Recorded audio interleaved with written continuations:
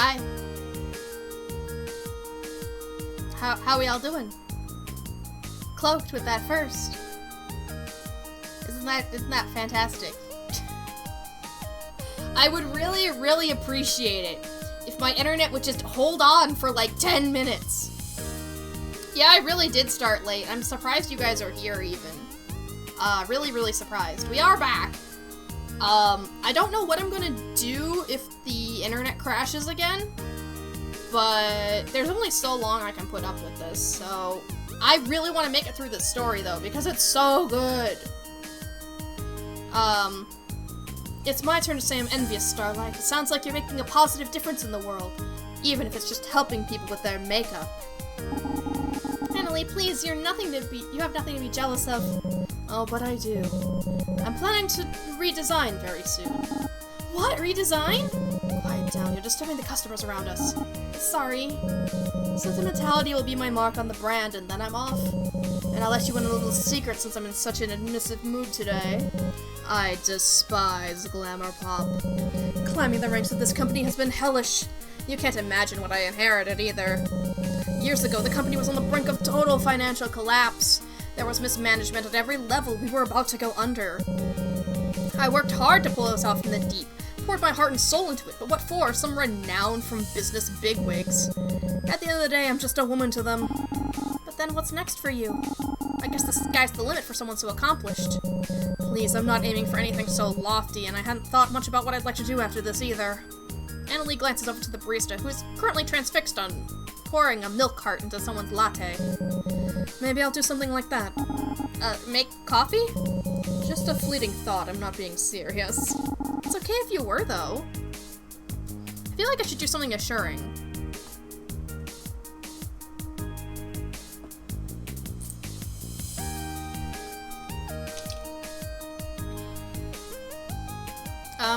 I'll be here for you. Aw, that sounds great. Yeah. Annalie, I want you to know I'll always be there for you, no matter what you choose to do. I'm really happy you reached out, and there's nothing I'd like more than spend time with you. There's so much more we can learn about each other. Promise me to keep me in the loop no matter what? Sorry, but I think I'm done making any more promises with you. I don't want to let you down. Oh, well, I understand. It's easy to lose touch with people, even the most important ones in your life. But I'll be the one to make the effort this time. I've decided you're an important person to me, just like how this Strawberry Sayori girl was important to you. Annalie's eyes are sad. She breathes out a sigh. I had hoped I was getting through to her. With that, we wrap up our cafe date.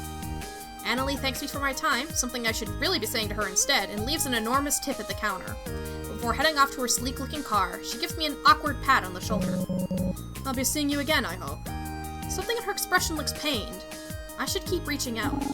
Of course, I'll call soon. Yeah, at least she tips well. I didn't know at the time, but that second date was the first crack in Annalie's armor. Our first date, she was in control, more than I even realized at the time. But the cafe, I got to see a little bit behind that curtain. She wanted to let someone in, and I was the one that called. No, it was more than that, wasn't it? We shared an understanding that day. We built trust. We both knew how it felt to be lost. And I did lose her. Despite how elated I was leaving the cafe, the reality of Magic's disappearance was about to hit hard. Everyone's powers were becoming more fickle. Everyone was feeling more exhausted.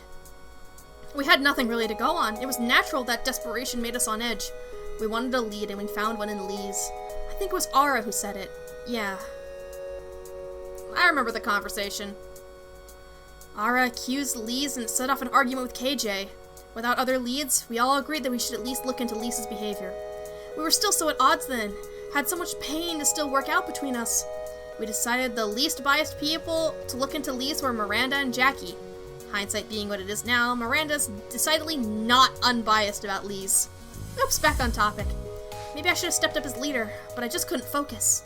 The push and pull between my excitement at getting to know Annalie and the stress of Magic failing, along with the wounds the Sentinels needed to heal, made it a confusing time. But at least the next day was Christmas, and I could take some time to recuperate. That is until I heard a knock.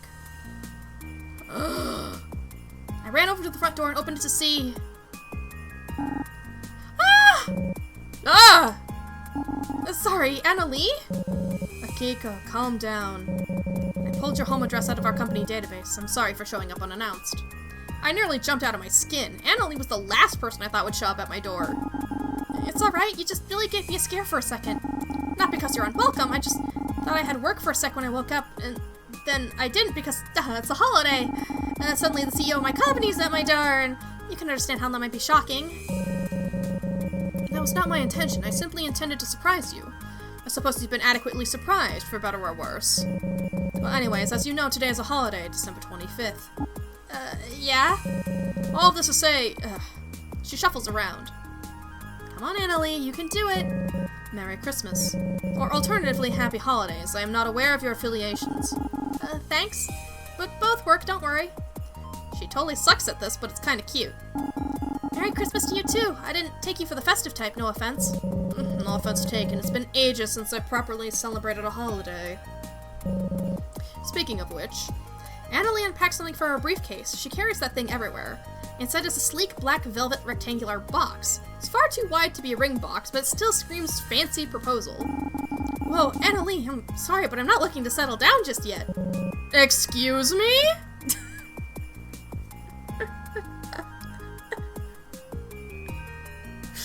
No, not like that. Just teasing. Please don't make this difficult, Akiko. Take the present. It's nothing more than a courtesy thank you for hearing me out on our meetings. Call me if you'd like to continue those, by the way. Before I can get a word in, she shoves the box into my hands and marches away. Thank you, Annalie, and Merry Christmas! When I step back inside, I open the box. Holy shit. I close it. Am I dreaming? I open it again. Inside is a gleaming brand new watch. It looks like it's worth more than my entire bank account. No, it definitely is. This is a Bolex.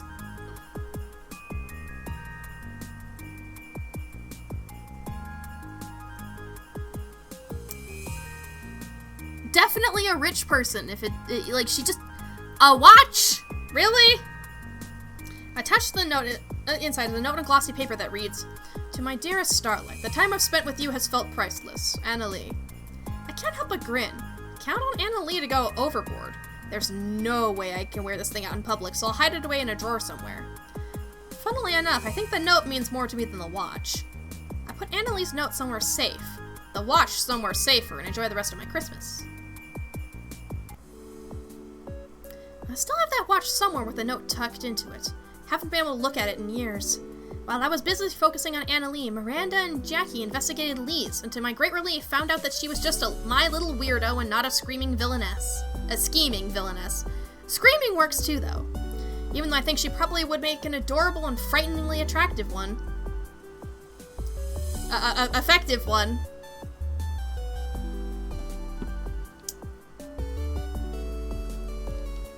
This game is getting to me. But they said Lise had been upset, struck by a sense of nostalgia that sent her spiraling. And that wasn't the only sign of what was happening to Magic. What's happening to Magic was getting worse. Glamour Pop's customer base got a little spirited. I've been in that office my whole life. I wasted my life away in sales, trapped in that awful cubicle. I wish I was a magical girl instead. Shut the hell up. Everything's too loud. So loud I can't hear Ahur's voice anymore. Give it to me! You, give it to me! Oh, calm down. What are you looking for? Hey, please don't break the glass. Is he foaming at the mouth? Scented. We still had no new lead, so I buried my head in the sand, like I've been doing all these years. I wasn't stepping up as a leader. I wasn't being a very good friend. Don't you ever just look back at your younger self and want to scream, Wake up! You're doing it all wrong! You're about to run full force into the greatest heartbreak of your life. Am I repeating history, looking for her now after all these years? But I couldn't know that. Couldn't see what was happening in front of me. I told myself it was okay. We had no leads. She was a magical girl too. Perhaps I could find out what was happening from her.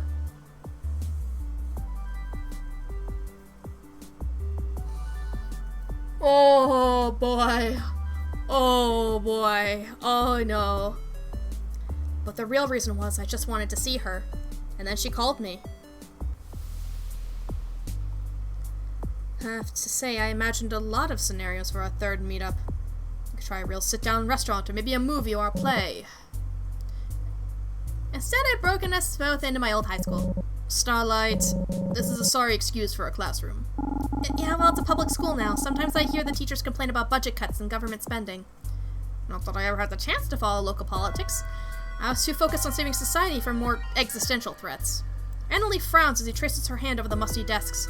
I can almost hear her making a mental note to herself to start calling up local politicians demanding for a change. Although I'm sure it's a far cry from its former glory, but this is what it's like when I went to class. Still, these desks are looking as dingy as ever. And look, I carved my initials into this one. I'm surprised they haven't sanded it down. Former glory, on the contrary, everything looks the same. That's what's so horrible about it. Surely they could have invested in whiteboards. These desks looked better in my day. Even the chairs are the same. Hey! I'm doing pretty good. How about you, Slapmaster?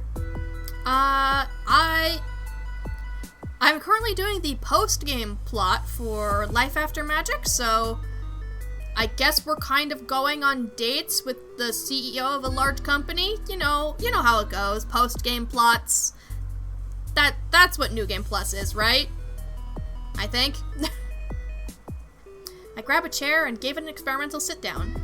It wobbles a little, and the backrest squeaks. Graduated alcoholism school. That does not sound good unless you're like... Okay, are you okay? Because that sounds like it could be either two things, and one of them is typically better than the other, I think.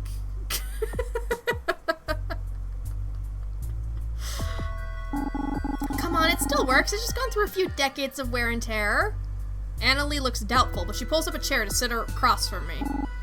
So, want to tell me why you chose to meet me at my high school in the middle of the night? Our high school, technically. I still don't know what I was expecting, to be honest. I thought it'd be exciting to get to see the after-dark classroom hideout where you and the Sentinels planned together. Most of all, I was looking forward to seeing how Ruby Prep has changed. Instead, it's disappointingly similar. Why the disappointment? Familiar should be good, though, right? I mean, you talked about that your teammates so fondly last time we met. I was fond of them, not the school itself. This place doesn't exactly evoke good memories for me. Right, she mentioned being a misfit in the past. Does that mean you were bullied? Oops, I didn't mean to say that out loud. Annalie exhales wistfully. I suppose that's what it was. All four of us were bullied, tormented by other girls on the daily for being a little different from the norm. That's what made the magical life so great. It felt like we were empowered and in control of our lives for once. Until we weren't. She's being vague, but I think I know what she means. Magic is a heavy weight to carry. It feels like everything spirals if you can't handle it. Annalie meets my eyes and gives a slow nod. The air is silent for a while. Annalie looks contemplative as she stares out at the cloudy windows of the classroom. We've shared a handful of quiet moments together like this over the past few meetups. Annalie seems like she enjoys them. There's probably not a lot of wiggle room to chill out when you're constantly on the business grind. Eventually, I decide to break the calm with an exaggerated sigh. I can't say I'd broken in here if I had known you just wanted to visit on a whim. No offense, but it's a little risky. Please, like you care about the rules. You told me you've broken in here 1,000 times with your Sentinel crew. You're right, the security is practically non-existent. It's funny, we're years apart in age, but it feels like you're my classmate right now. Me? Your classmate? I bet we would have been great friends if we went to school together. We wouldn't have to be on the same magical girl squad or anything, just classmates. And even without the magical girl stuff to relate to, I bet we get along. Don't be ridiculous. We're a generation apart. What would we even talk about? I don't know, maybe we wouldn't have to talk about anything. We could just sit here and enjoy each other's company like we're doing right now.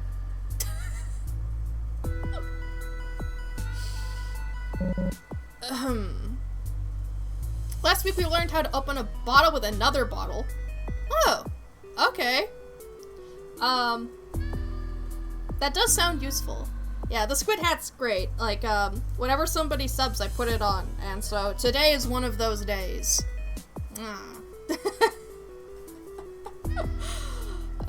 For a while, it felt like, I was putting this on, like, almost every stream. It was kind of ridiculous for a little bit there, but it's a good hat, and I love wearing it. I can't say I'd hate that. Is my mind deceiving me, or are Annalee's cheeks a little pink right now? Well, they were pinker a second ago. If this is a dream, I hope I never wake up. Starlight, no. Akiko. Yeah, Octodad. Yeah, kinda. Yeah. May I ask you a question? This is something I need to know. Please be honest with me. Your magic. Where does it come from? That was out of nowhere. I'm not really prepared to divulge right now. I'm an alien princess from outer space. Okay, it's a long story, but don't mind giving you the rundown. So basically, I'm from space, an alien, not human. My home planet was destroyed, and I had to seek refuge here on Earth. Stop right there. I'm not asking for your TV backstory. I've seen the anime, I've read the articles. The alien shtick is cute and great for the press, but I want the real story, not the made-up one. Made up? I'm being for real right now. You aren't. Do you seriously expect me to believe that you're an alien princess from outer space? Yes. Akiko, please. Can't you tell me the truth? I am. Annalie looks at me with disappointment in her eyes. I suppose that means I'm not getting a straight answer about where your magic comes from. I should have known better. That's on you! You're choosing not to believe me! I know my own past, just like I know yours. We're not talking about my past. Annalie, why are you getting so upset? I'm trying my best to explain everything to you since our first encounter. I'm not trying to conceal anything. I trust you. Can you trust me back?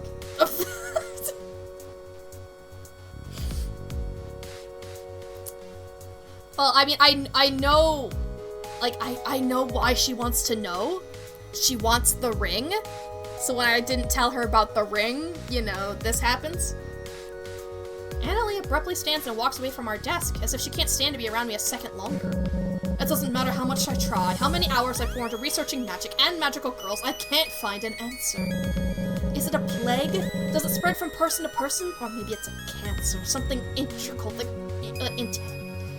internal, that grows over time. Annalie turns her hand and her head and her gaze is icy. Even you, my most promising lead, won't give up her secrets. I am a lead? I've told you everything I can. I shared stories the public's never even heard before with you. I can go over with them with you over and over, but this is all I have. I can't accept that. I'm sorry, Starlight, that was completely out of line. Somehow I always get carried away around you. It's alright, really. But I want to know what just happened. Why freak out on me about where my magic comes from? Annalie wavers for a second. It's because... Do you feel in control of your powers? They've been disappearing lately. Truth be told, I'm having some issues with my magic. My light won't shine as bright as before. I've tried using Serene Aid on Jackie and it barely did anything. It's something I've been meaning to bring up with you, actually. With me? Why? Have you been experiencing a decline in your powers? Come to think of it, I never got a straight answer about what Annalie's powers actually do. My power belongs in my past. I'm not exactly keen on using them anymore. That's understandable. Some of the Sentinels worry about using their magic too. They won't do it unless it's absolutely necessary. Still, at this rate, we could lose our powers forever. Our retirement from magical girlhood might be permanent. Unexpectedly, Annalie smiles and grasps my hand. That's a relief, then. Excuse me? Isn't it a weight off your shoulders, letting go of magic for good? Yes? No? I don't know. I haven't been concerned with what my life might be like without magic. For better or for worse, it's been a part of me since forever. It's hard to let it slip through my fingers without even knowing why. She frowns and lets go. I feel a little guilty crushing the spark of joy she'd shown me. I want to reach out and feel her hands again. Then what about your Sentinel friends? Have they been losing their powers too? How do they feel about it? Well... I'm not at liberty to speak to anyone's magical effectiveness at the moment. Those are confidential Sentinel secrets. But I guess you are onto something. We definitely have a range of opinions when it comes to our powers. I admit, I may know one or two people who could stand to live their lives without it. Might be freeing, actually. Freeing indeed, listen to me. You couldn't give me a straight answer about the origins of your powers. How could you stand to walk around not really knowing what could happen next? But I come from space! Can you trust your Sentinel friends to always fight for what's right? To keep their magic latent, never to be used for their own selfish gain? Yes? Stop, they're my teammates, my lifelong friends. I haven't always been the best at keeping with them, I admit, but I know them. You know them for now, but people change. High school won't last forever, and neither will your 20s. Bad things will happen in life. Horrible, awful situations that you couldn't even imagine until they happen to you. It can break a person apart or turn them inside out. Yes, one of us could stray from the path of a normal, upstanding life. Anyone can make the wrong decision. But we'll always be here to support one another, no matter what it takes. We made that promise when we became magical girls, and I believe in it to this day. Annalie scoffs at that, rolling her eyes. God, give me a break. I can't stand this naivete. Nothing is permanent in this lifetime. Not your magic, not your friendships, or your flimsy teenage promises. Everything feels like it's going horribly wrong. Has all the progress I've made with our relationship been for nothing? I'm sorry, but this is how I feel. My friends are good people at heart. I know they wouldn't abuse magic we share. Maybe you could talk to them? Like, get to know everybody better. Please, I know more than my fair share about the Sentinels. Aaron and I have been working together for longer than I've even known you. Yeah, but... Enough, we're getting nowhere. I'm done wasting my time with you tonight. Cold. Wasting time? Annalie. Annalie huffs and massages her temple. We'll discuss this another time. I'm not in the mood to go back and forth with you anymore. I'm calling a cab for you. It's late and you shouldn't be walking alone. Before I can get a word in, she strides out of the classroom with her cell phone to her ear. I definitely screwed that up, but how could she blame me? Damn it. How could I have been so stupid I could punch myself? So cloying, so desperate when she already had her plan in motion all along. Trying to trick me into her way of thinking. Then she came for my friends and I let her walk all over me. Believing in them doesn't make me naive. Thank you very much. We've worked so hard to keep in touch, help each other through mistakes and bad times. Why did I ever want to find her? Fuck her! What did I ever even see in her? So smitten with her fancy heels, power suit, dreamy eyes. No, I should find her so I can set her straight. Or... Here, go back into one of my memories. I need a moment to calm down. I flop onto my bed, exhausted by tonight's events. Annalie totally backed me into a corner with all her questions about magic. My mind is reeling. What exactly happened in her past? I need a distraction, so I flip on the TV. And this is when they have the TV special. The channels flip by slowly until DCTV 5 News pops up on the screen. It's a special program about former magical girl squads. For decades, communities across the world have owed their peaceful lives to the work of enigmatic magical girls. Today we'll look back on some of the exceptional magical predecessors who worked hard to keep the world safe. Petal Princesses, Fruit Fatale, and solo star Sweetie Honey. Fruit Fatale? That's Annalie's group. The program drones on about Petal Princesses, a trio of floral magical girls with purifying powers. The climate-conscious group from the 60s is pretty rad. I grab a half-eaten box of crackers to snack on while the program continues. Next up, Fruit Fatale, a bold, colorful group active in the late 70s. The one I've been waiting for. I lean toward the TV. Stay tuned to learn about the group's tragic end. Alistair's curled up in a ball in my lap.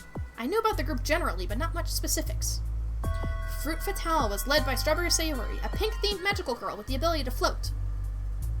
She's backed to three other fruit-themed girls. Music Hat Marina boosted the ability-enhancing capabilities. According to the program, she paired well with another member named Banana Brie. The fourth member, Avocado Anna, can absorb magical power from the enemy. That's Annalie, her power. Fruit Fatale were on their way to becoming the best and brightest stars of the 70s, that is until one fated day. Alistair's ears prick upwards. A picture of Strawberry Sayori was shown, shifting from full color to grayscale. December 31st, 1979. Strawberry Sayori tragically lost her life after an accidental fall. Fruit Fatale was immediately disbanded, and the remaining three members have not been spotted in public since. The program continues on, speculating on potential causes of Sayori's accident. Why couldn't she stop her fall with her floating ability? Was she mid-battle with a terrible enemy? There's a queasiness that grows in my stomach as the reporter muses about the dangers of magical girlhood. Stole the powers. That's when I get a call from KJ. They say the Sentinels want me as soon as possible. They also warn me to stop using the makeup from the sentimentality line. The makeup. It sends a sickening chill up my spine. I tell them I'll call a meeting soon. I want to figure out what's happening with magic. I do. But now that I know what happened to Sayori, Anna Lee is all I can think about. I've calmed down. 10 years and no one's been able to get under my skin, quite like Anna Lee can, even when she's not in front of me. The Sentinels were doing their darndest to pull the right threads. When we met, they expressed interest in breaking into Anna Lee's office. They saw my hesitation, but Lise assured me they just wanted more info on the make. Oh, Lise was invited to join in that one.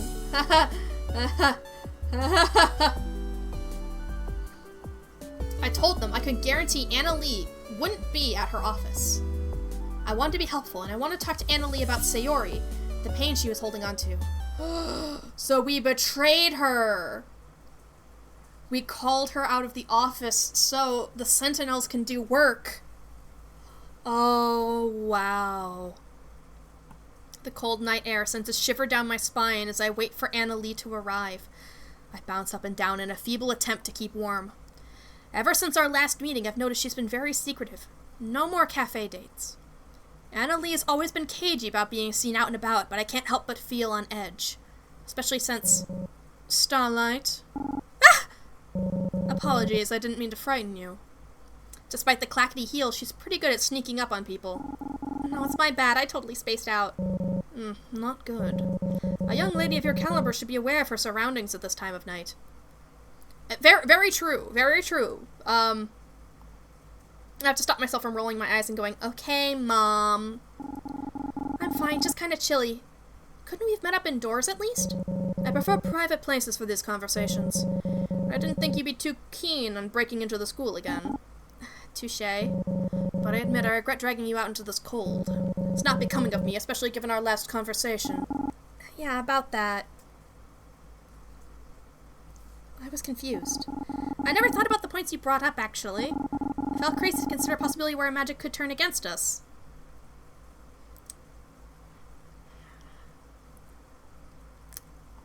I completely understand that.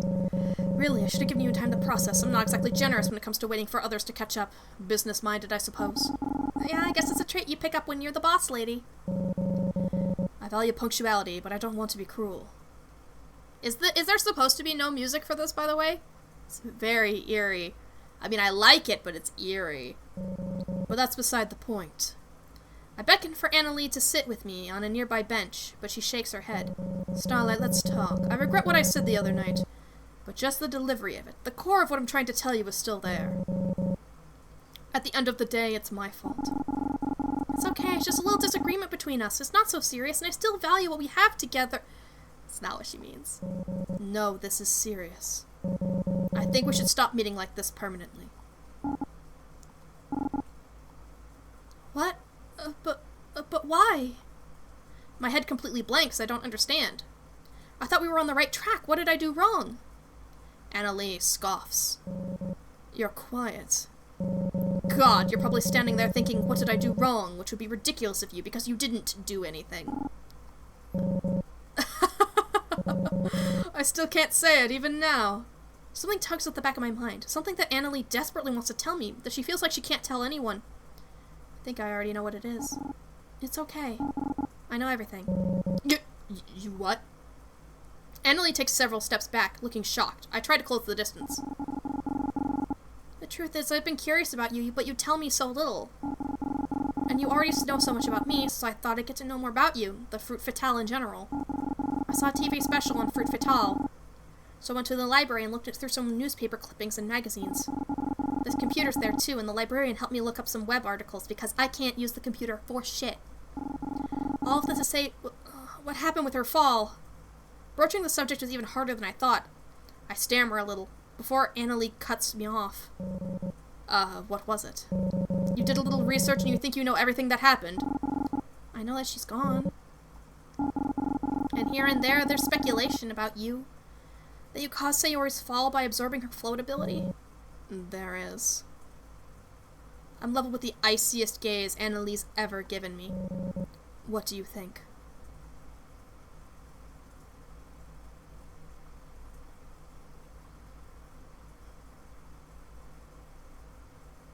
There must have been a reason. I think there's a bigger picture here I haven't worked out yet. You've been pushing me away so much, but I can tell you're not a bad person. Oh, really? We've only spent a little time together, and you think you know me? I do. Maybe I'm being pushy, but I want Anna Lee to put her trust in me again.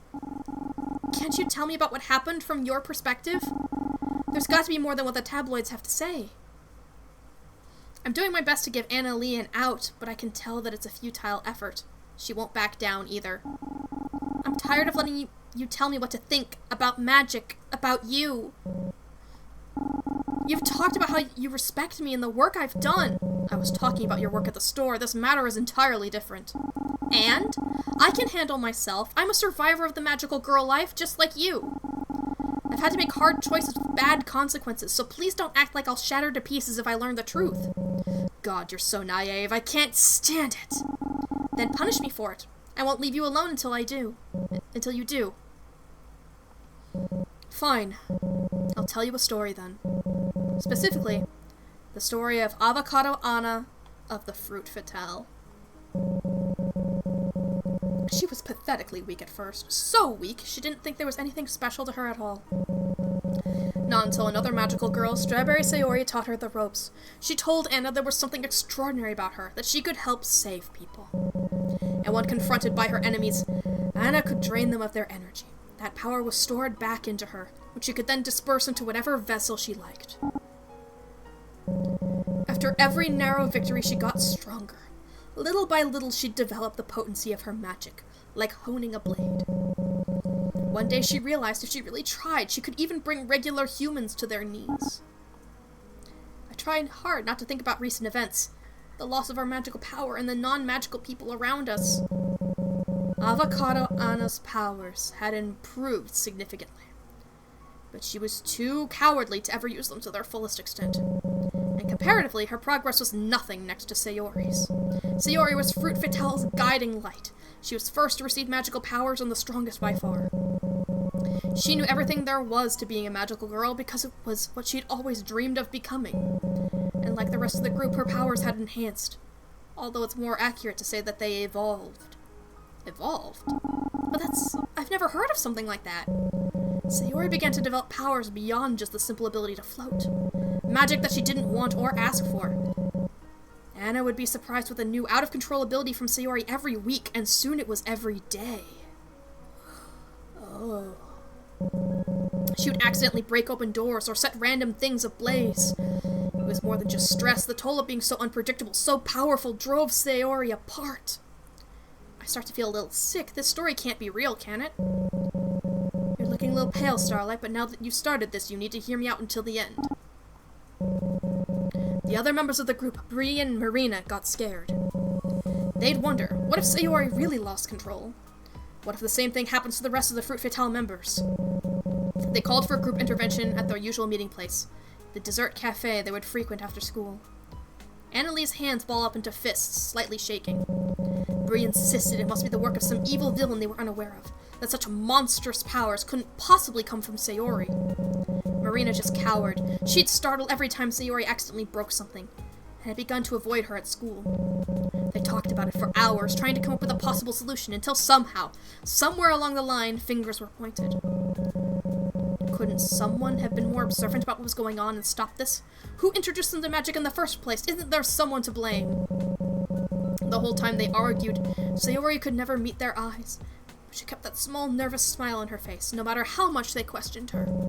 And at the end of the day, there was nothing to intervene with. None of them could reason with a force they didn't understand. All it did was contribute to the pressure Sayori was feeling to fix what was breaking inside of her. Eventually, with seemingly no warning, all the glassware in the cafe shattered. Bree sustained cuts to her hand that would ultimately be minor, but there was blood all over the table. Marina was terrified and fled from the scene. And you? What happened to Anna? I didn't do anything. There was nothing I could do or say to fix the damage that had been done, so... Sayori walked home by herself that day. And that night, after working hours, there was a large eruption inside the cafe. The interior of the building was engulfed in a blast of flames and completely collapsed after several minutes. But how? There's no way. That cafe was their haven, one of the few places they felt safe in, a home for dreams and hopes for the future. Hold on, I just can't believe it. I mean, I would have heard about it, a magical girl destroying something like that. The general public chalked it up to a gas leak. After all, there was no identifying ties to magical activity. But the other Fruit Fatale members knew the truth. The next morning, they confronted Sayori again at the rooftop of Ruby Prep, and that's when, from the outside, she must have looked like an angel floating in the air, surrounded by blinding light. But in truth, we knew she was in agony. She was so upset, calling herself all sorts of things, completely engulfed in all types of magical power. I never saw her as a monster, but that's what she kept saying. And no matter how much I called out to her, it's like she couldn't hear me. Everyone was so scared. We all thought we were going to die there, and I just wanted it all to stop, to end, so I couldn't even look at her face before. Annalie comes to a halt, unable to continue any further. I can no longer meet her eyes, and I can't stop trembling. All I can hear is the gentle lapping of water onto the shore, and the wind blowing through the trees.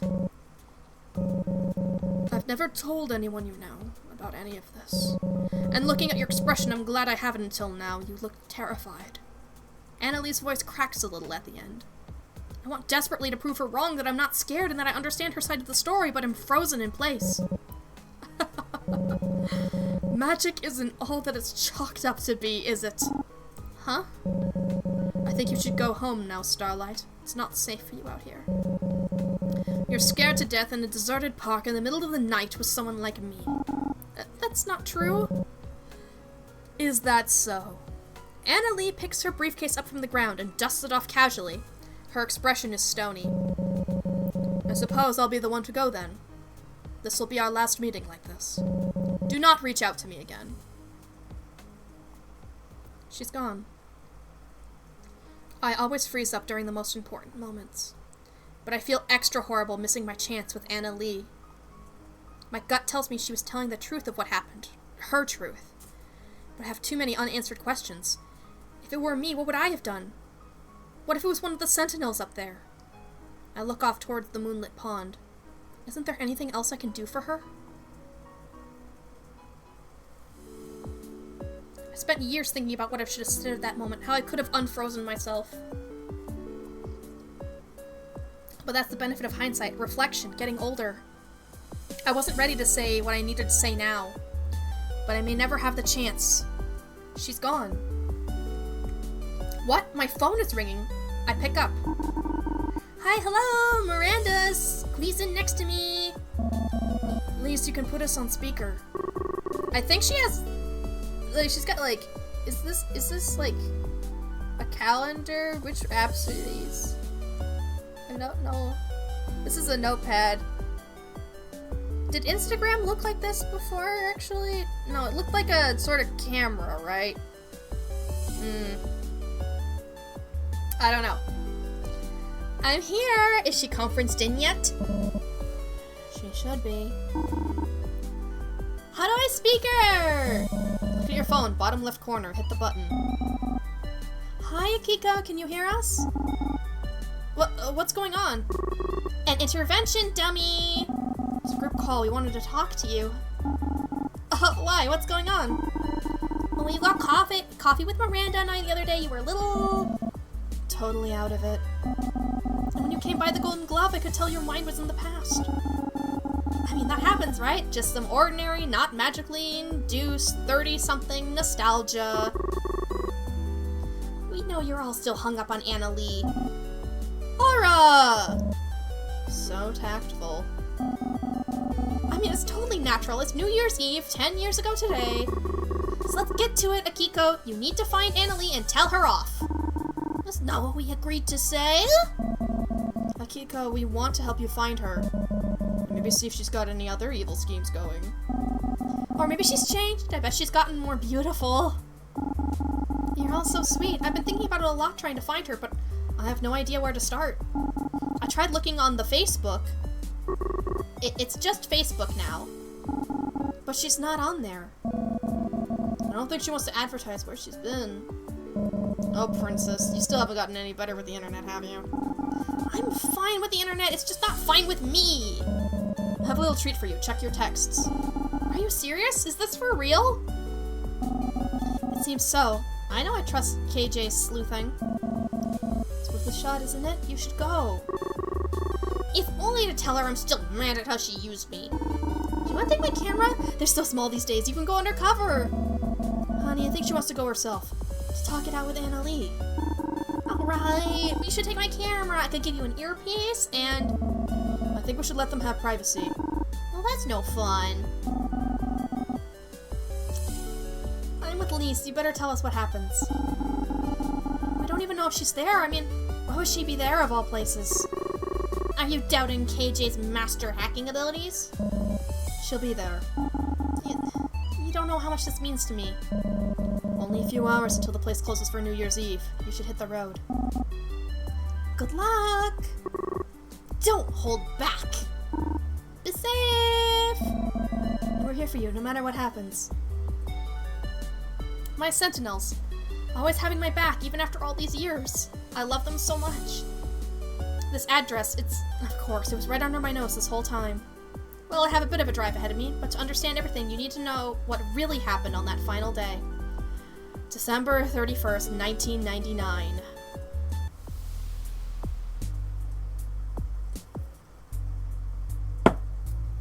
Oh boy. This is gonna hurt a lot. New Year's Eve. The past few days have been a blur. After I got back from eating Annalie, the Sentinels called me to tell me the news from Lise and KJ's break-in at Glamour Pop headquarters. As it turns out, they're sure Annalie's our culprit regarding the magic disappearing. Not only is she stealing our powers, but she's plotting something big and villainous too. They were hesitant to give me all the details. They knew something was up. I had no choice but to lay my cards on the table. I had been seeing Annalie on the side. Okay, not the most accurate phrasing. That definitely earned me some weird looks from one half of the table, and Ara and KJ yelling at the other end. At least my actions received a little solidarity between them, for the first time ever. I skipped out on the nitty-gritty details about Strawberry Sayori to save myself and Annalie from more group scrutiny. That was all I could handle that night. They asked me to call a meeting to discuss what we could do. That was days ago.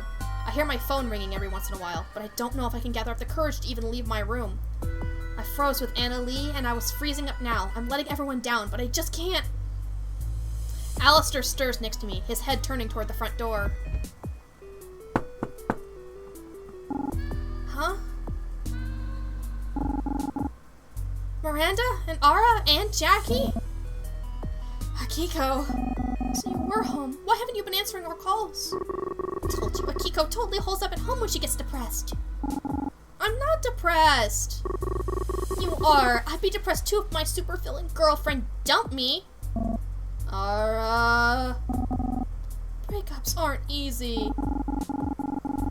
I told you guys, there's a big misunderstanding. She's just a friend, a confidant. I don't know. Things are really, really complicated. Obviously. Don't worry about it. Akiko, Ara's been worried sick about you. We all have, actually. It's bad out there. We passed by the story workout. It's on fire, literally. Under normal circumstances, I'd cheer at the thought of my workplace being up in flames, but after what Annalie told me about Fruit Fatale's cafe... Oh, yeah. Intentional, huh? Sorry, there's just been a ton on my mind. Did you find out Annalie's plan? So we've been trying to call you about. Yes, your CEO girlfriend has been up to all sorts of shady stuff. Ara fills me in about the details of what happened. Annalie wasn't just stealing our powers, but stealing money from the Sentimentality line too. All the profits were supposed to go to a charity of Ara's choice, but according to KJ, the cash from the pre-orders were filtering into some offshore account. Ara gets too frustrated to continue, so Jackie picks up the slack and tells me about the website confirming Annalie's association with Fruit Fatale. Something I knew already. What I didn't know was that Annalie would be waiting on the rooftop of Glamour Pop headquarters for a self-proclaimed New Year's Eve party. Presumably waiting for Ara and the other Sentinels to challenge her on everything regarding the makeup line. And that's it. Wish you could have been with us last night, though. KJ and Lise were hyped up like they just pulled off a big heist. Lise was on the brink of switching careers from makeup assistant to professional spy. Okay, I kind of regret not leaving the house. Listen, I had my reasons. I was kind of engrossed in research. This sounds promising. I'm encouraged by Miranda's warm smile. That does not look like a smile. That is not a smile. I don't know what that is. Like this? Not a smile. Well, get your butt dressed and bring that research with you. 2. KJ and Lise were scoping out the Glamour Pop rooftop for clues. We told them we'd all meet up to decide what to do next. We need you, Akiko. Miranda looks pointedly at Ara. Even though we're doing a great job at guiding and inspiring the team, we probably need our Princess Starlight. We definitely need her. I could cry. In fact, I promised to meet them soon, just so I can usher them out before I do. I gather myself. It's not going to be easy, but I have to face this. I walk briskly to our meeting place, Cove Park, 8 p.m. as promised. I spot KJ's motorbike first, parked by the cars, and then I see the crew gathered around the waterfront. Everyone is on edge, but we take stock of our situation. The healthy separation period from the makeup has caused my powers to come back. They're definitely not at full capacity, but it's something. I was hoping, if it's like this for me, everyone else should be in a better state as well. The group ascends one by one. Jackie's flames are burning brighter. Ara's songs are potent again. Miranda bursts of stardust are bright and lively. KJ's bubbles are properly bubbly. KJ, Lise, I heard everything went okay with the break-in. Kiko, you should have seen KJ! Breaking locks, hacking computers? Lise, don't be so modest. She sweet-talked her way past reception when a security guard nearly caught us. Oh yeah, it's all coming together. It is all coming together. And when a security guard nearly caught us, distracted him with a perfect bird call till he got away. They won't stop talking about it. Alright, you two. Your criminal mastermind duo can wait. It's quiet for a moment. What are we gonna do about Anna Lee? Ara raises her hand first, looking determined. I say we destroy her, straight up! Everyone looks at Ara. Ara, I don't think Akiko loves that plan. What choice do we have? Seriously, Boyoung? I never said kill her, just render her completely incapable of doing anything anywhere ever again. Anyways, what does the rest of the group think? Honestly, I don't see any way around it. We have to fight her. Annalise caused too much trouble for the world already. We should follow our tried and true path. No, what we do, we have to expose her for all the harm she's caused. They all turn back to me, uneasy. I'm shaking. How can I just turn up and fight her? Isn't there another way? Maybe we can keep from fighting. Didn't you just say you had some research, Akiko?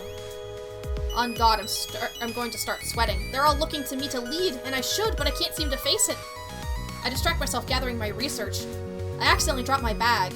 Newspapers, magazines, even website printouts are scattered all over. The team run to gather the pieces. This is what I've been working on. Mostly regarding Fruit Fatale, but also whatever I could find on magical girl history in general. I've been getting better at navigating the internet lately. Do you guys know what forums are? They're like community bulletins, I guess. Out of the corner of my eye, I spot Miranda carefully towing around the papers on the ground. And I found this really weird one about magical girls. But it had a lot of helpful picture resources. Hey, Akiko, can I have a closer look at this? I nod. Miranda gingerly picks up an old photo of Fruit Fatale together. Hey, is that Anna Lee? Yeah, back in the day, she was a magical girl. Oh, I'd say she looked sweet here. She wasn't such a... Anna Lee's not what I'm looking at. Huh? Jackie wanders over too, peering over our shoulders and squinting hard. Is that girl too? Oh my God. What is it? How did I not see it before? The idea hits me suddenly and fervently. I know what we need to do. We'll need to work fast if this is going to work. Do you trust me? We'll follow your lead here. We trust you. Yeah, even I can agree to that, only make sure we do something. I'll follow your lead, Princess. I'll be here to support you and do my part, no matter what. I won't let you down. You can count on us regular folks as well. Let's go, Lise. Okay, gather around. There's not much time. I climb the stairway of Glamour Pop's headquarters up to roof level. Just as we predicted, there was no sign of any New Year's Eve party like Anna Lee had told Ara. Even security had been sent home, so KJ had to pick some more locks. I know this might sound weird, but can you guys just trust me to handle this on my own? There's some pushback, mostly clamor about staying together and how it'll be safer. but I stick to my guns and promise to call the Sentinels for backup if need be. Eventually, I reach the top and push the door open to find... In the distance, I see a dark figure standing by the edge. They turn around after the stairway door slams closed. Annalie! Akiko. I knew you were stubborn, but I'd hoped you wouldn't continue to pester me after everything that's happened. Pester you? I'm here to stop you. Be honest with me for once. You're not just planning to resign from Glamour Pop, you're stealing money and trying to escape to God knows where while the entire city burns. Ugh, don't say I didn't warn you. Best to keep your distance like you did in the park. I'm capable of even worse. You're being unfair. I barely had a moment to process before you walked away. And this conversation is far from over. Start with telling me why. I deserve that, at least. Why use the Sentinels like this? Why throw our home into chaos? Annalie's eyes glaze over for a moment, as if lost in a memory. An eerie look, and yet somehow familiar. I thought you would understand, of all people. All I can do is remember the glory days. The days where I tried my best to follow Sayori's lead, and use my magic for the sake of others. But when I try to move on, I can't stand the life I've been given. For people like us, there's no life after magic. Before she can continue, the rooftop door swings open behind me. I turn around to see 2 women run up at us from the doorway. One blonde and imposing, the other looks absolutely furious at Annalie. It's the other 2 girls! The banana and grape. Right, Bree and Marina. Oyana! That's enough. I'm tired of listening in on this mopey bullshit. It's kind of funny that she's got the, like, you know, the cup pattern on her shirt. Yeah. Akiko, hope we didn't scare you. Oh, not at all. Rather, I'm glad to see you both made it in time. Why are you 2 here? How could you have known? I've got the Sentinels to thank, actually. I explained that Miranda was the first to notice a young Muscat Marina, looking strikingly familiar to Miss Violet, our teacher at Emerald High. Similarly, Jackie's eye drifted to Brianna Bree, who looked suspiciously like a frequenter of the Golden Glove. This city is far too small. And you're trying to burn it down as if my dear former students are to be believed. Or if my former students are to be believed. But listen, Anna. Marina and I can't stand to hear you crying about how you have no reason to stay in Diamond Cove, and that there's no future for people like us. You and Sayori weren't the only members of Fruit Fatale. We tried for years to get in contact with you. We thought you didn't want to talk to us, and maybe that's still true, but we're here anyways. There's nothing to talk about. Annalie cocks her head slightly. Or don't tell me. You'd like to play catch-up with Sayori's killer. Bree and Marina draw back, looking aghast. Something tells me this isn't where they were hoping to steer the conversation. Who said anything about killing? Damn it, please don't tell me that's still what you think happened after all these years.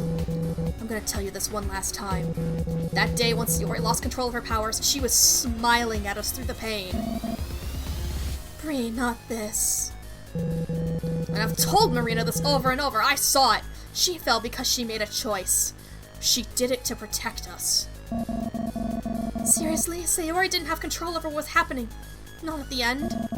Can't we just accept that it was out of our hands, instead of blaming ourselves for her death or making up a story to make us feel better? Speak for yourself, Marina. Sayori was strong. She never gave up on us. And I know she wouldn't give up on herself either, which makes my actions even more despicable. So you're still in this self-destructive crap? How do you think that would have made her feel? You're betraying her sacrifice! You're both trying to make this into something it's not. It was an accident. And don't tell me about what she would have wanted. We should grieve, but we also need to live our lives. Isn't there anything I can do to stop this whirlwind of arguing? I thought I brought Bree and Marina here because I thought they could help. The only thing I've done is push Annalie into a corner. In the end, I still can't do anything right.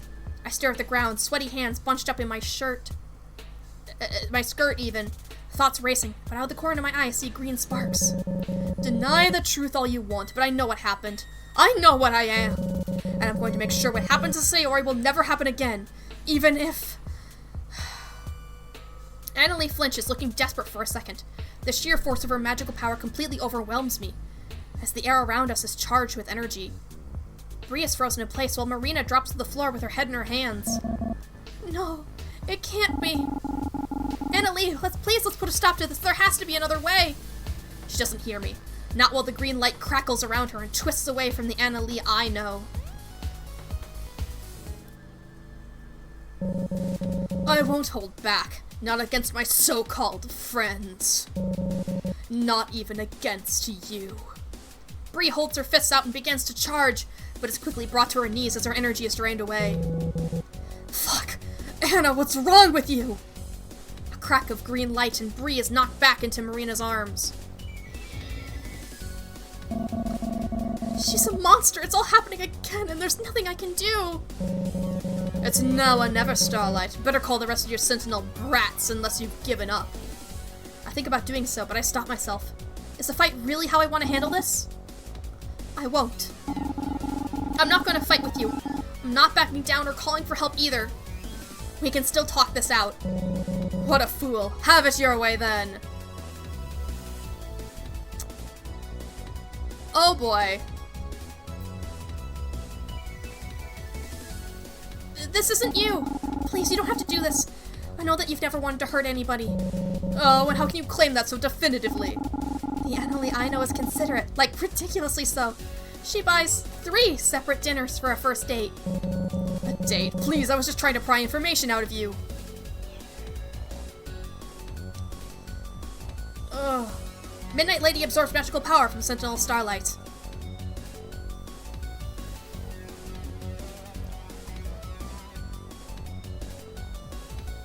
I should have saved before this. Hopefully, nothing bad happens. You're a good person. Back when we met up at the cafe, you said it was making a positive difference in the world. Just being a makeup salesperson. And that meant a world to me. I know you want to make a positive difference too. It was all a ploy, don't you remember? I'm at the top of the corporate chain. Think about who stands to benefit by keeping you at work. You're beneath me. Midnight Lady uses Dark Dissension. Ow.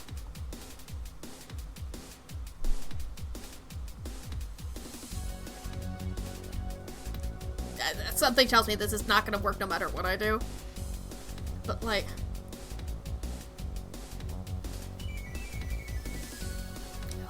Oh god. Damn, this is really starting to hurt. It was fun breaking into the old classroom with you. It's like we went to school together.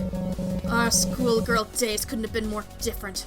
You think you had it bad. Don't talk to me about shared experiences. You've never lost anything like I have. Midnight Lady uses Dark Dissension.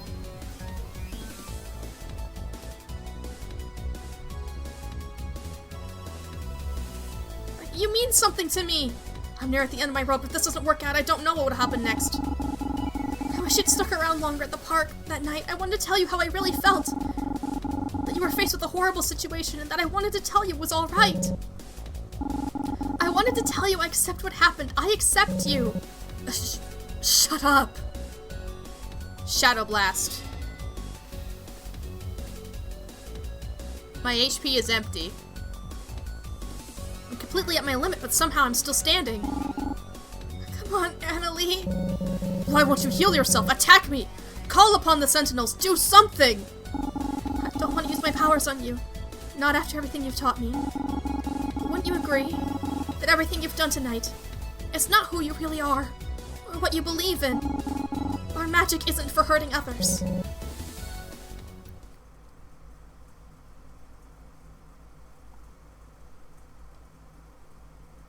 I totally blacked out there, but somehow I'm not on the ground.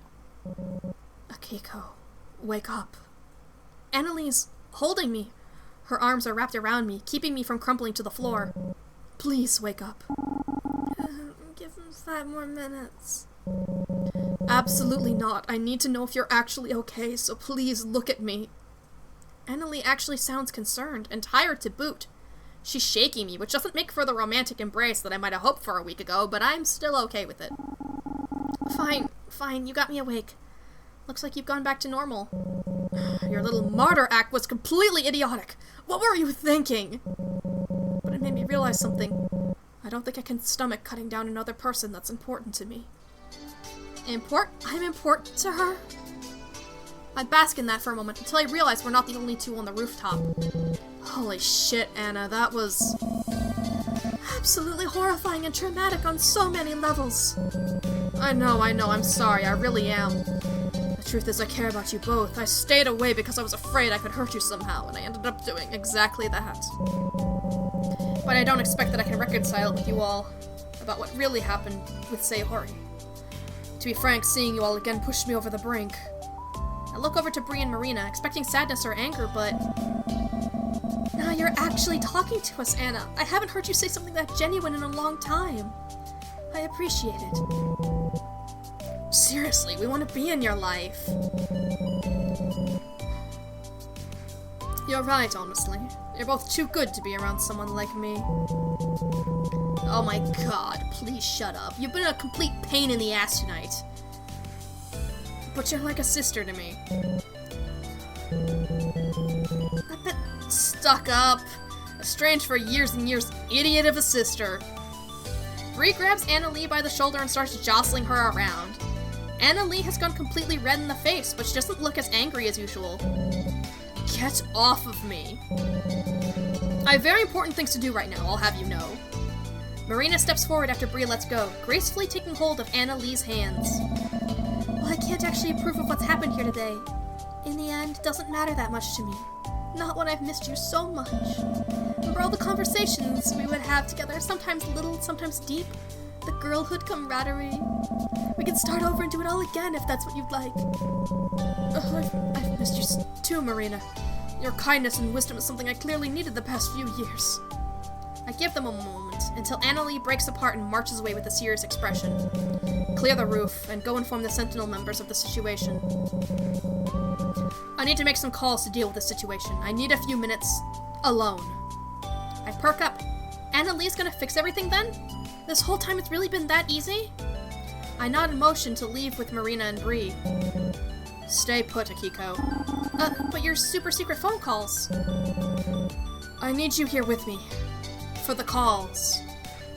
After all the time I've spent with her, I've started to realize that Anna Lee is a horrible liar. Sure. Marina and Bree look pointedly at me, then at Anna Lee, then back again. I see. Take your time. What the hell's going on? We're dipping? I mean, yeah, they might be calls. Marina grabs Bree's arm, guiding her toward the rooftop stairwell, and closes the door with a slam. Anna Lee motions for me to come forward, and I join her to look out at the sky.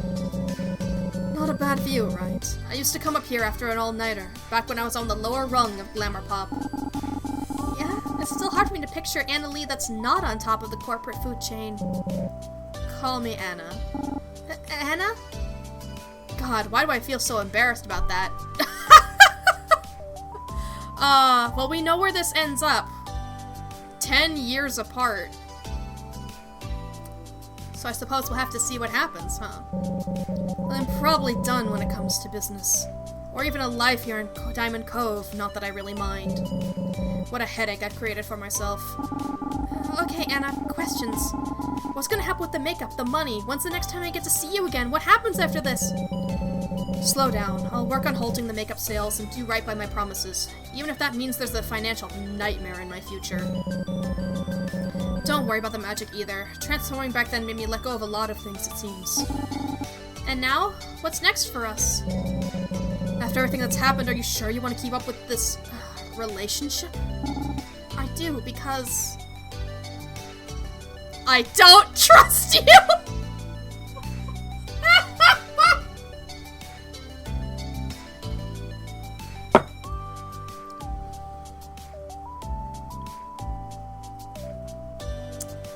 So we can go back and see what happens later, okay? I love you. I don't know how to say this, but I really like you. I want to be with you. Ugh. You're a fool, and you're so much younger than me. Go find a girlfriend your age. I'm still practically your boss, for goodness sake. I reach out and grab her hand. Hey, look, the character's young and naive, right? Come on, she would. I don't care. You should. I don't. Fine. Annalie leans forward and I close my eyes. I'm shaking with nervous excitement as it feels like my ears are burning. I feel the heat of her breath on my face, a hand on my face, and then She kisses me on the forehead, sweet and soft. You'll put Anna Lee on the list of CEOs you like. How long is that list? Not very? Probably. Sorry, Akiko, that's all you'll get from me. Alright. I try to keep it together, but I can't help but giggle with giddy excitement. Wipe that smile off your face, you look silly. Despite what she says, Anna Lee starts to laugh with me. After a while, Anna nods her head toward the exit. Well, shall we? Already? I'm afraid our time together is limited from here on out, and we've lost our privacy, too. I glance back at the rooftop door, and I see a crowd of people peeking through the doorway. Oh, it's the Sentinels. Even Alistair is here, staring at me wide-eyed. Oh, seems your posse is eager to see you. Everyone seems curious about what's going on. Jackie still has her boxing gloves on, and Ara looks a little bit more pissed. Wow, how did you make your boxing gloves so form-fit? At least Miranda and KJ seem supportive, with Miranda smiling softly and KJ grinning and giving me a thumbs up. Leaf whips her camera away and hides it behind her back. Marina's gently clinging to Bree's arm, pulling her back to give the Sentinel some space. I practically skip toward them, full of relief, until I remember that I'm still recovering from a very thorough magical beatdown. My friends circle around me, supportive and concerned. I do my best to give them assurances about what happened, and that there's no need for a fight. Oh, 2! Wow, that's a very impressive list then. Alistair talks to me the first time in what feels like forever. I'm happy, even though he's totally chewing me out. It feels like I'm at the top of the world. My friends are here. I was able to bring magic back. The city is saved, and I've saved the perpetrator, too. Speaking of which, I'd like you to properly meet the Sentinels. We're going to make this right. I glance over to where Anna is standing. Or was standing. She's not there. Wait, where? I look around frantically. She must have just moved over. She's probably reuniting again with Bree and Marina. But the two remembering members of Fruit Fatale look just as bewildered, scanning the rooftop and over the edge. There's a sinking feeling in the pit of my stomach. I get the feeling I'm not going to see Anna again for a very long time. And the realization that I could never single-handedly solve her problems. It was never, ever going to be that easy.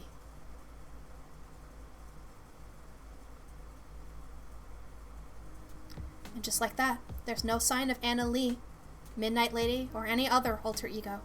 With the end of a century comes the end of magical trouble, and seemingly the end of my relationship with her.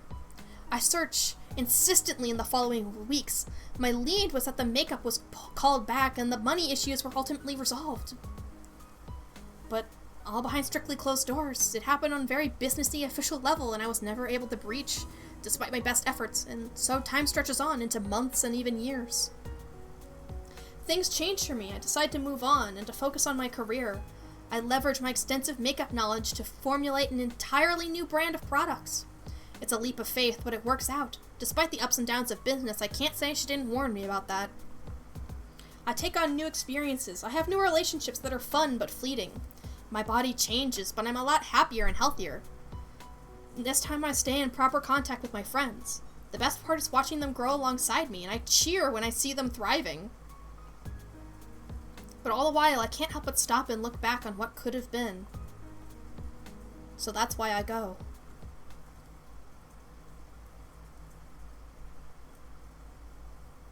December 31st, 2009. It's a nice cafe, tucked away into a small town, but it seems like a friendly place. She did become a barista. There's an elegance to the decor, simple, but an eye toward beautiful craftsmanship. I only showed up 10 minutes before closing time, and I walk in as the last customers walk out. There's no one behind the counter, so I stand, nervously looking at the menu. It's a no-frills kind of place. Fine coffee from around the world. Nice teas, delicious-looking pastries. If she's here, if she's really here... Oh God, what have I driven all this way for? What if she hates me? What if she's put this all behind her? No, I have important things to say to her. Unanswered questions, unavoidable feelings. But what if she doesn't want to speak to me? What if... A curtain leading to the back is pushed aside. It's unmistakably her. Her look has softened. She has an apron on and glasses that frame her face nicely. She looks up at me. You caught me right before closing. What'll it be? She sees my face and stops short.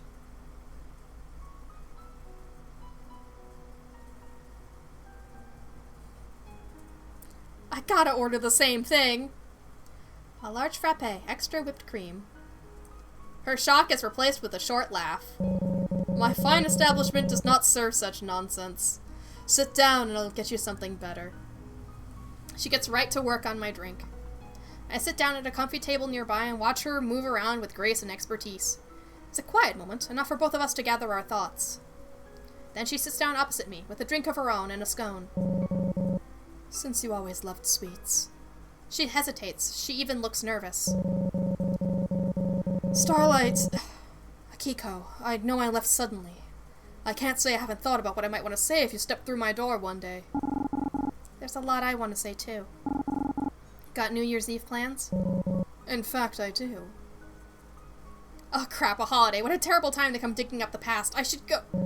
I see your face. I meant I have plans with you. I'm talking over a pastry and a nice warm drink. Oh! I gather up my courage for a long, honest conversation that'll last into the night. About everything I felt before, where she's been, everything I'm feeling now, what she's feeling too. I don't know what's gonna happen, or what she's been through. I don't know how I'll feel after our conversation. But I do know this is exactly where I need to spend this New Year's Eve. Don't get shy on me now, Akiko. Where should we start?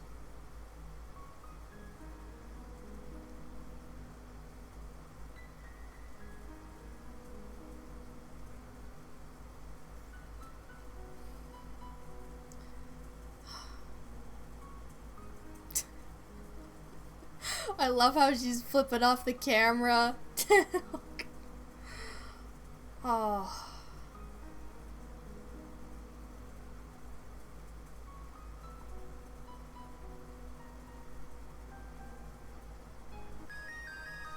It is very good. This game is very good. Oh, wow. Yeah. Way to recontextualize everything. I've heard about visual novels that do that sort of thing, right? But I've never actually played one that does it before. Like, I think Hatoful Boyfriend is one of the most famous ones that does that. But, like, damn, was this one good.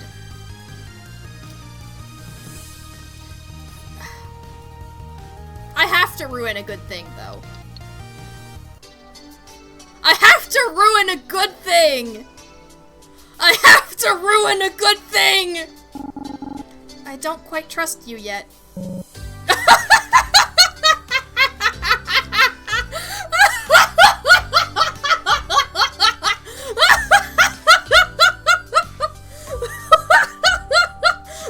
After everything we've been through, I don't trust you, Anna!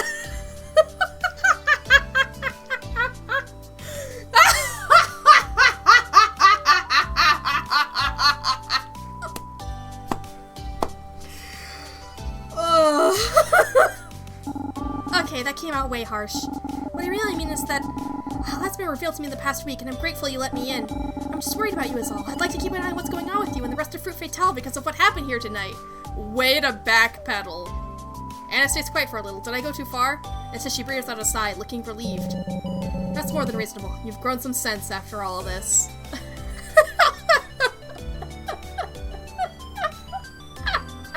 I had to see what would happen.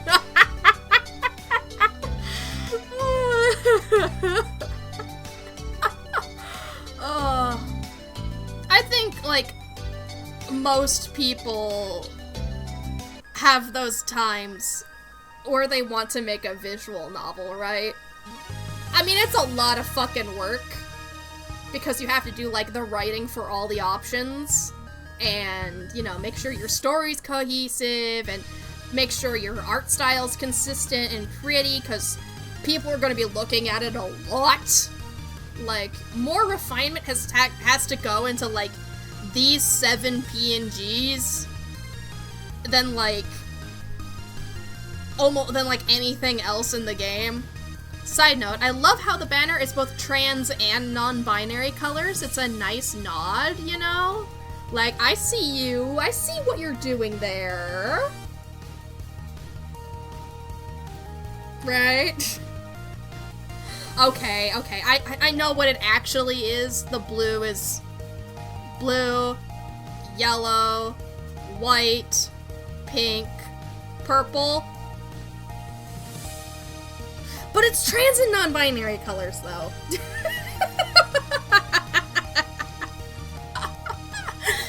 It's trans and non-binary colors, though. Let's see. You could probably, it's just like you used to make Monster Prom mods. Ah. Okay, what if I held a visual novel making competition? Just like, we just grab a visual novel maker of some kind, which I'm sure exists, and then just slap it together as like just a friendly visual novel jam. Just make the most shitposty visual novels. Or serious ones, it depends. Yeah, Tiana and Pen, yeah. Maybe, like, make one where, Sonic dates Shrek? I don't know. There's a lot of opportunities with visual novels. But yeah, this is a really, really fun visual novel. I've kind of been missing these kinds of energy. Yes, I would play a Paul visual novel. Let's go, Paul visual novel! Let's go! Look, maybe I just need to enjoy more slice of life stuff. Maybe. But yeah, this game's really fun. And I really like the characters. I mean, I know we spent most of our time with KJ, and like, the rest of the cast is still really, really fun. I feel bad that I didn't get to know Lise better. I really should have considered some of that a little bit more. Yeah, everybody considers making a visual novel on occasion. Like, I imagine you want to make every genre of game. But look, if you need, like, detailed art for, like, for, like, people talking, you know, like, I do technically take commissions. Like, I've really been meaning to update commission info after I've started getting back into art, you know, but, like...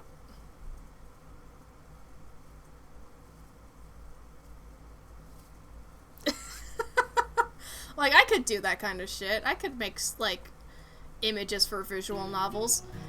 That said, you know, maybe I mostly have, like, my one style, right? And, like, if I had to make anything outside my style, it might look a little wonky. But not for a whole game. Well, yeah. I mean, like... That makes sense. That would be pretty expensive. If I, like, designed the entire game, you know? Yeah, like... I know, right? The world is ridiculous right now. Like...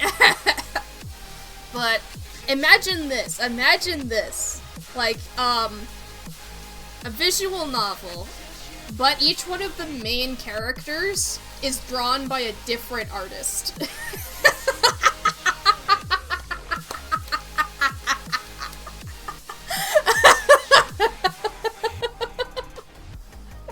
So maybe you have, like, somebody who's, like, very, very realistic, and then you have a chibi character, and then you have somebody who looks like they were on Cartoon Network, and, like, they all go to school together.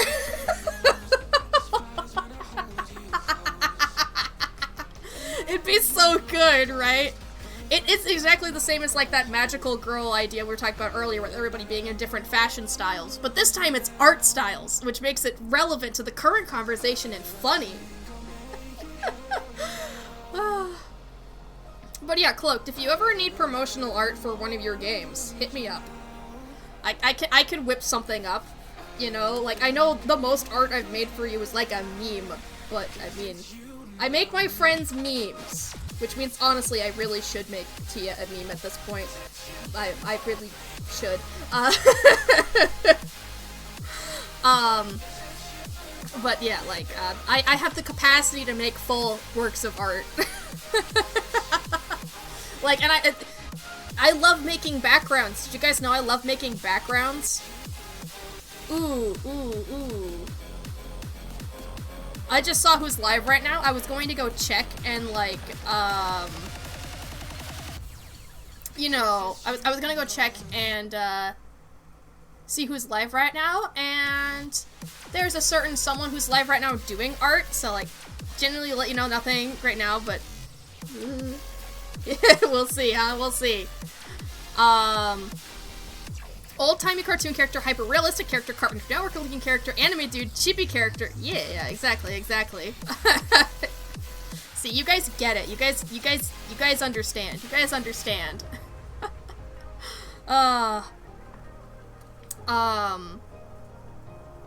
But yeah, like, it's been really interesting just getting back into art lately, because, like, I kinda took a pretty big hiatus from it, so it's been interesting getting back into it. Like, this, seriously, like, I've been doodling after stream a lot of the time, you know?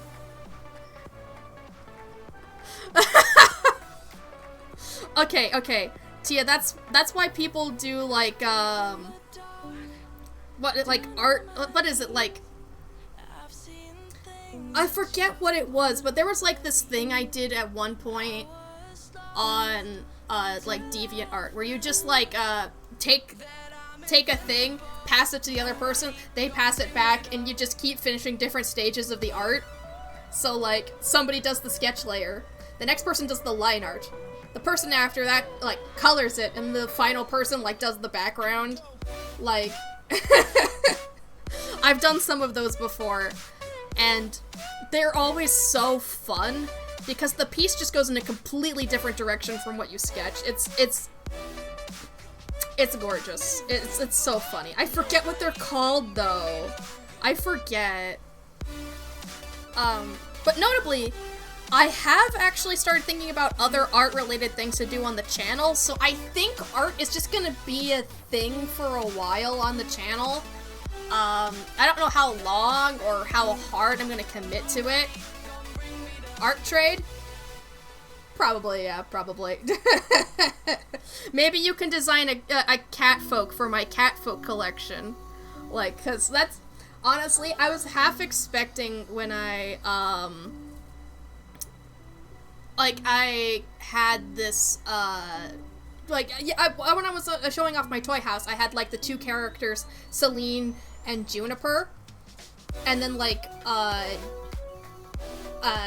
those were gifted to me within, like, 2 months of each other, and I'm just like, just in case people start gifting me more cats, I'm just gonna have this folder to put all the cats in, and I kind of, like, fantasized about, like, doing that whole thing where, like, everything is designed by a different person, and just, I was just, like, yeah, I thought to myself, just, like, yeah, just having a bunch of cat people designed by different people would be so funny. Like, what cat boy, where cat freeze? What kind of cat folk we talking I was just like, you know, these people, like, they're cat-like, and that's all they have in common. That's it. The only thing they have in common is cat. Cat humanoid. They're, like, they all exist in the same world, inexplicably. Like, cause Celine, for example, has, like, an upturned, like, kitty nose and big ears, and, like, little bits of fuzz, you know? But, then, the girl who wants to ask her out is, like, what is that, a Kimi no Mini? Kemo Mini? You know, they just have the ears and the tail, you know? Like, and it's just like, they're catfolk. That's just it, they just catfolk. And I thought it'd be very funny to just have a folder of a bunch of characters that's the only characteristic they share. Cat. Of course, we're very off topic of the game today, but you know what? I think it's fine. Like, I'm riding on the vibes right now. It was just very good vibes. Also, side note, you know what? I want to open up something kind of quick here. I added some more songs to my, my idle stream playlist, the one that I've been trying to make with the whole bunch of video game music, so I can have a relaxing playlist that won't get me flagged. And I decided to add some, like, I don't know if you can hear this.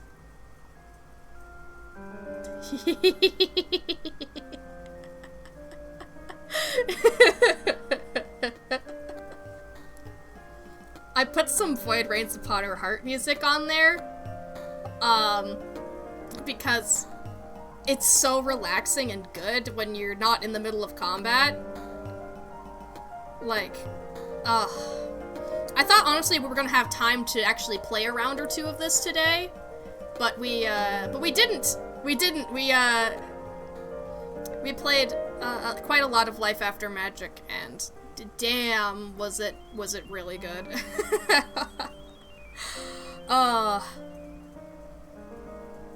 Yeah, I'm definitely gonna think on this for a while. Think about, like, you know, how different people can be. And, like, how one thing can change, honestly, quite a lot. Wow. I also like how the game allowed you to just skip scenes. Like, oh, I remember what happened. I don't need a recap.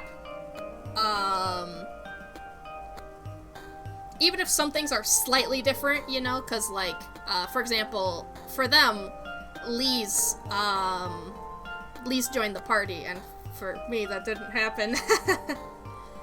So you got 3 cats, 4 if you count Liana, Tiana, Catnip, and Jinx. I mean, having an ink cat would be kind of fun. Splatoon cats, let's go. Alright. I think we should kind of start winding down now, because I already know who I want to raid. I think we should raid somebody who's drawing right now, and that is Delta Flareon. They are raiding, not raiding, they are drawing right now, and very, very fun person, and like currently drawing a commission, so I really want to see how that turns out. Make Shuckly and Cat Sona, but this doesn't have to be a Sona. I don't make Sonas usually. Does that mean I'm gonna have to draw you some kind of weird OC, or would you just want, like, a picture of your OCs? Let me just go ahead and set up my plugs here while...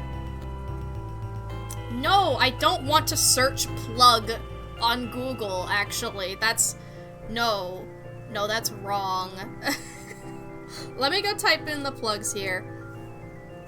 Come on. Come on. Plug, please. Thank you, Nightbot. Did you guys know I have a Patreon? And that if you support me on Patreon, you can actually get commissions that way, and also see what stuff I am putting out before it actually publishes live. I post previews on there, I post work in progresses, make the most mid-drawing you ever see, you die, kill for me. I suppose I'll put that to the test. Won't I put that to the test? But yeah, actually one of the tiers on my Patreon is actually getting a commission on top of the other rewards, like being featured in the credits of my YouTube videos. Not that I expect, like you are cloaked to do that right now.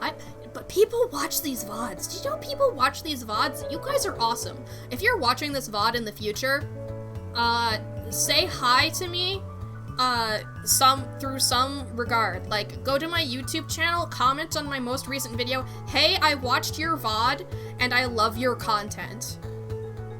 I would be giddy. I would be jumping around the room. Join my Discord and say, hi, I came from the VODs. Things like that would just make me so happy. Speaking of, my YouTube link is right there in case you want to go watch.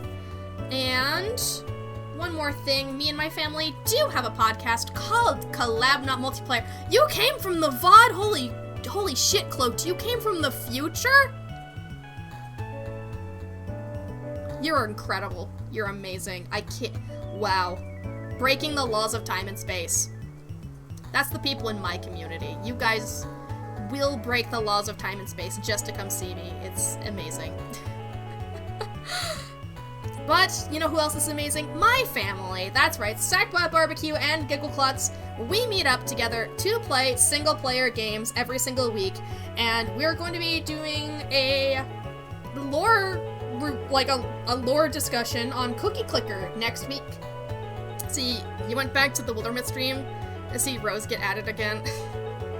Of course you did, of course. You're lucky we get to add so many characters to Wildermyth, because, like, otherwise I'd have to start cutting you off on how many OCs you added to my game. Like, if Wildermyth didn't have just, like, a quickly rotating cast, like, and I don't want to cut you off because it makes you so happy.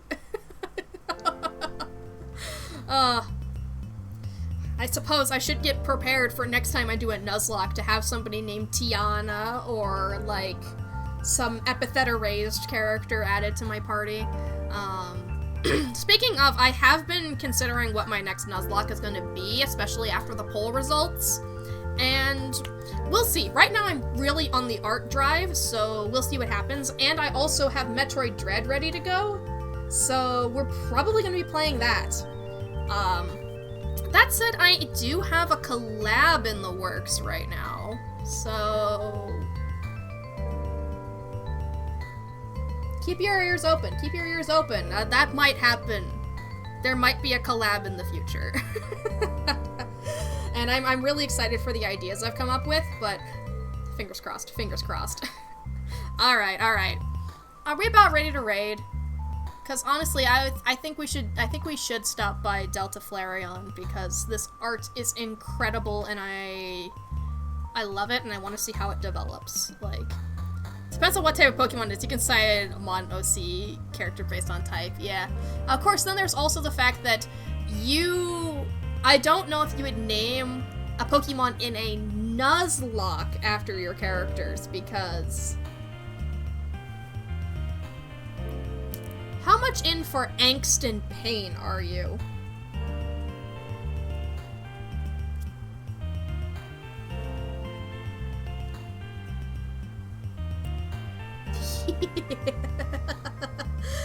Oh.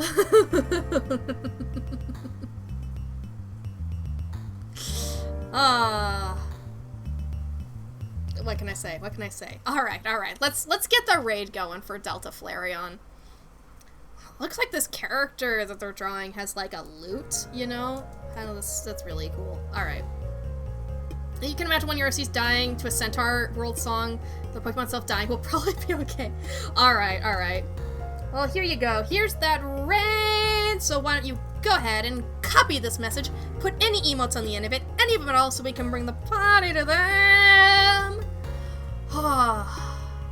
Yeah, this was a good day, you guys. This is a good day. Aside from that little bit of technical difficulty, which really annoyed me, I'd say that this has been a really good stream day.